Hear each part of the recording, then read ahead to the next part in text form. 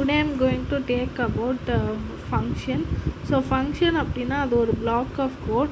அதை வந்து ஸ்மாலராக டிவைட் பண்ணலாம், சிம்பிளராக டிவைட் பண்ணிக்கலாம். ஸோ அது அந்த ஃபங்க்ஷன் இருக்கிறனால என்ன ஆகுது அப்படின்னா லைன் ஆஃப் கோடு வந்து ரெடியூஸ் ஆகுது, கோடு வந்து ரீயூஸ் பண்ணலாம், அது ரொம்ப ஈஸியாக ரீட் பண்ணிக்கலாம், இன்ஃபர்மேஷனை வந்து ஹைட் பண்ணிக்கலாம், ஈஸியாக டீபக் பண்ணிக்கலாம், மெயின்டெனன்ஸை இம்ப்ரூவ் பண்ணிக்கலாம். இப்போ வந்து மெயின் ஃபங்க்ஷன், சப் ஃபங்க்ஷன் அப்படின்னு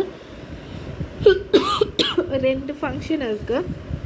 மெயின் ஃபங்க்ஷன்னா step 1 start, step 2 call the function add, step 3 stop. ஏன் கால் த ஃபங்க்ஷன் ஆட் அப்படின்னா அடிஷன் ஆஃப் 2 நம்பர்ஸுங்கிறனால கால் தி ஃபங்க்ஷன் ஆடு.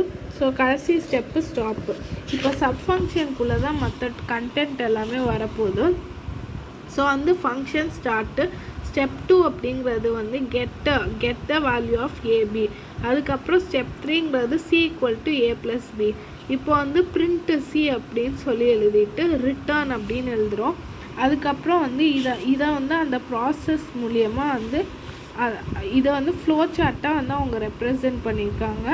Do like, share, subscribe to my channel. Thank you for the further video. Comment me in the comment section.